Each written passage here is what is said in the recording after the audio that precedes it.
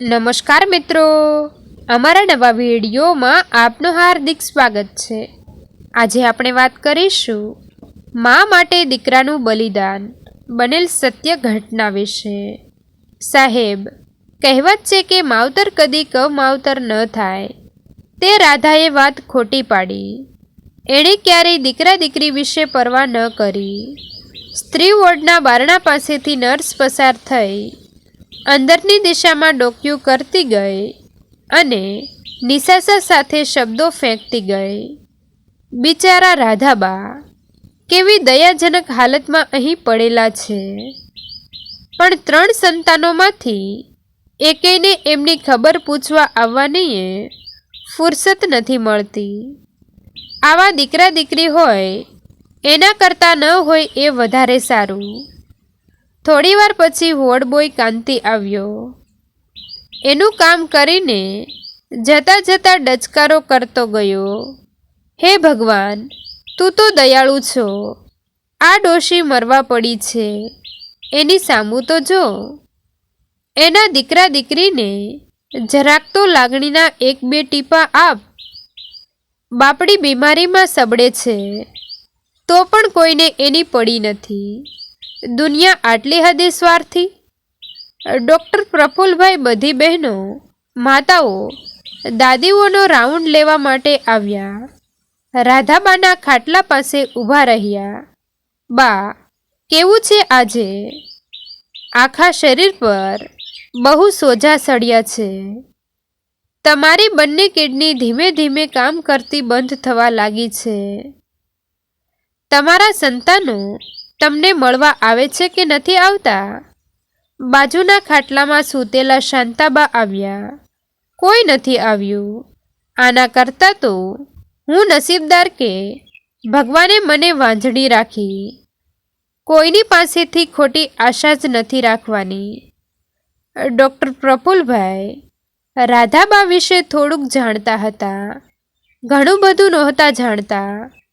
રાધાબા લગભગ 1 મહિનાથી આ સંસ્થામાં દાખલ થયેલા હતા।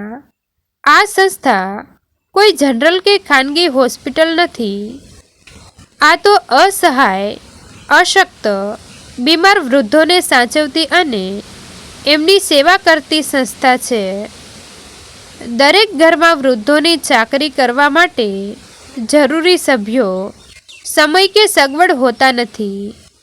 એમને ટેકો આપીને બેસાડવા, ચલાવવા, વોશરૂમ સુધી લાવવા, લઈ જવા, ભોજન કરાવવું, આ બધું શક્ય નથી હોતું। આ સંસ્થા આવું કામ કરી આપે છે। રાધાબાનો કિસ્સો બીજા બધા કરતાં ખૂબ જ જુદો એ રીતે પડતો હતો કે એમના 3 સંતાનોમાંથી એક પણ એમની ખબર પૂછવા માટે આવતું ન હતું। નિયમિત રીતે ઓનલાઈન રૂપિયા આવી જતા હતા, પણ એનાથી વિશેષ કંઈ નહીં। સંસ્થાના સંચાલકો અને કર્મચારીઓને જે માહિતી મળી હતી તે આ પ્રમાણે હતી। રાધાબાને 3 સંતાનો છે, 2 દીકરાઓ અને 1 દીકરી। મોટો દીકરો નારાયણ શાકભાજીનો મોટો વેપારી છે, હોલસેલ વેપારમાં લાખો રૂપિયા કમાયો છે। બીજો દીકરો ડૉક્ટર છે, અમદાવાદના પરા વિસ્તારમાં પ્રાઇવેટ પ્રેક્ટિસ કરે છે, સારી રીતે સેટ થઈ ગયો છે। સૌથી નાની દીકરી લતા રાજસ્થાનમાં પરણેલી છે, એનો પતિ બેંકમાં ઓફિસર છે, ખૂબ સુખી છે। ડૉક્ટર પ્રફુલ્લભાઈએ રાધાબાને દાખલ કરતી વખતે જે વિગતો નોંધવામાં આવી હતી તે વાંચી, તો તેમાં મોટા દીકરા નારાયણનો મોબાઈલ નંબર લખેલો હતો। નર્સે માહિતી આપી, સર, રાધાબા માટે મોંઘા ફ્રૂટ્સ, સૂકો મેવો અને કિંમતી દવાઓ, આ બધું મોટા દીકરા નારાયણ તરફથી માણસ આવીને આપી જાય છે। સંસ્થાનું બિલ ઓનલાઈન ભરાઈ જાય છે, પણ નારાયણ પોતે ક્યારેય માને મળવા આવતો નથી। બીજો દીકરો દીકરી તો આટલું પણ કરતા નથી। સંસ્થામાં જ્યાંને ત્યાં રાધાબા વિશે આ જૂનીને જાણીતી કહેવત ઉચ્ચારાયા કરતી, ચોરું કચોરું થાય પણ માવતર કમાવતર ન થાય. રાધાબાના હોઠો પર ક્યારેય એક પણ સંતાન માટે ખરાબ વાક્ય આવતું કોઈએ સાંભળ્યું ન હતું. રાધાબાની હાલત દિન પ્રતિદિન બગડતી જતી હતી. ડૉક્ટર પ્રફુલ્લભાઈએ જાતે મોટા દીકરા નારાયણનો ફોન જોડ્યો. ભાઈ, સાવ આવું ન ચાલે. સંસ્થાનો નિયમ છે કે દર્દીના સગાએ 2-3 દિવસે એકવાર રૂબરૂ આવવું પડે. મા બાપની સેવા ફક્ત પૈસા આપી દેવાથી નથી થઈ જતી. તમે જ્યારે નાના હશો ત્યારે તમારી માએ તમારા માટે ઉજાગરા વેઠ્યા હશે, બાળોતિયા બદલાવ્યા હશે, તાવ આવ્યો હશે ત્યારે ભીના પોતા મૂક્યા હશે. તમે મહિનામાં એકવાર પણ ડોકાતા નથી. રાધાબાની હાલત જરા પણ સારી નથી. તાત્કાલિક કોઈ એક પરિવારજન્ય 2-3 દિવસ માટે એમની સાથે રહેવા માટે આવી જાઓ. ડૉક્ટરના અવાજમાં રહેલી સખ્તાઈ નારાયણ પારખી ગયો. સારું ડૉક્ટર સાહેબ, આજે જ હું મારી આશા માસીને ત્યાં મોકલી આપું છું. સાંજ પહેલાં નારાયણની માસી એટલે રાધાબાની બહેન આશાબહેન આવી ગઈ. આશાબહેન પણ ક્યાં જુવાન હતા, એ પણ આશાબા જ હતા. એ મોટી બહેન રાધાબાની પાસે 3 દિવસ રોકાયા. ચોથા દિવસે તે જવા માટે તૈયાર થયા. ડૉક્ટર પ્રફુલ્લભાઈએ આશાબહેનને ઓફિસમાં બોલાવ્યા અને કહ્યું, બહેન, સાવ આવું કરો તે ન ચાલે. અમારી જ બધી જવાબદારી. તમે પૈસા મોકલી આપો એટલે તમે છૂટી ગયા. આશાબહેન રડી પડ્યા.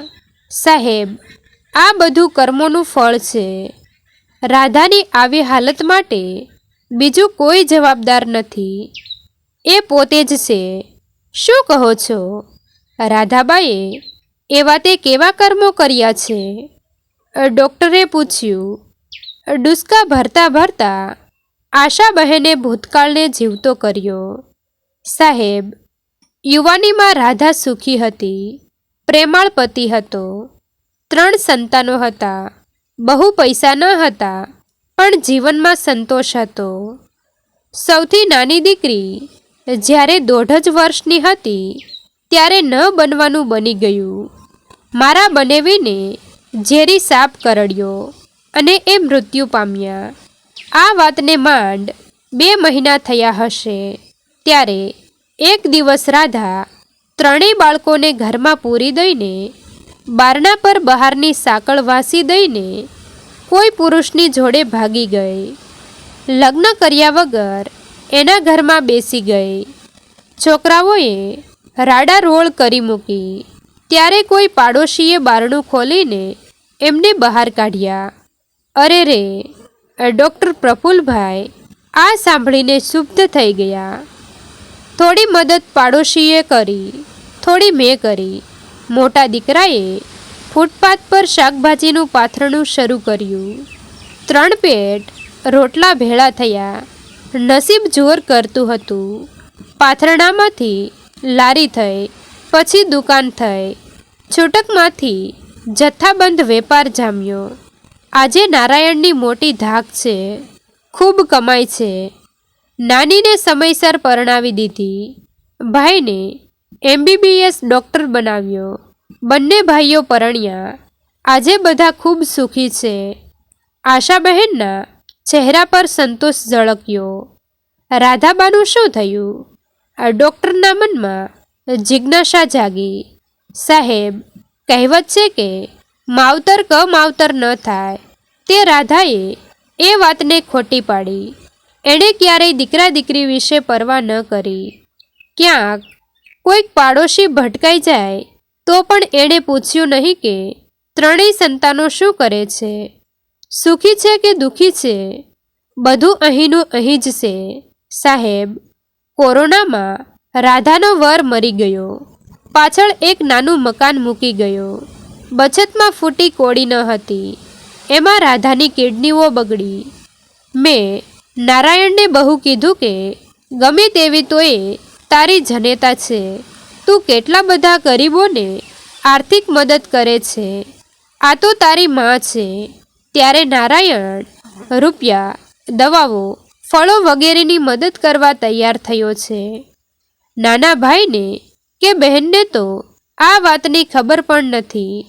નારાયણે એમને એવું કહ્યું હતું કે પિતાની સાથે જ માં પણ મૃત્યુ પામી હતી. સાહેબ, આ છે રાધાની કરમ કહાણી. ચાલો, હું જાઉં છું. આશાબહેન રવાના થયા. થોડાક દિવસ પછી રાધાબાની સ્થિતિ વધુ ખરાબ થઈ ગઈ. ડૉક્ટરે સલાહ આપી, કિડનીનું પ્રત્યારોપણ કરવું પડશે. જો કોઈ સાજા માણસની કિડની મળી જાય તો રાધાબા બચી જાય. કિડનીના દાતા મળી ગયા. ફૂલ હાઉસ મેચિંગ થઈ ગયું. દાતાની કિડની કાઢીને રાધાબાના શરીરમાં મૂકવામાં આવી. કલ્પના કરી શકો છો કે રાધાબાને કિડની આપનાર કોણ હશે? મોટા દીકરા નારાયણે પોતાની એક કિડની મા માટે કાઢી આપી. એ મા માટે જે દાયકાઓ પહેલાં એને અને નાના ભાઈ બહેનને ઘરની અંદર પૂરી દઈને પોતાની જિંદગી માણવા માટે ચાલી ગઈ હતી. મિત્રો, તમને જો આ વિડીયો પસંદ આવ્યો હોય તો વિડીયોને લાઈક અને તમારા અન્ય સગા સંબંધી મિત્રો સાથે વિડીયોને શેર કરવાનું ભૂલતા નહીં. અને આવા જ નવા જીવન ઉપયોગી, જીવનમાં કંઈક નવું કરવાની પ્રેરણા મળે તેવા વિડીયો જોવા માટે અમારી ચેનલ સાથે બન્યા રહો. થેન્ક યુ મિત્રો. મળીએ છીએ એક નવા વિડીયો સાથે. આભાર.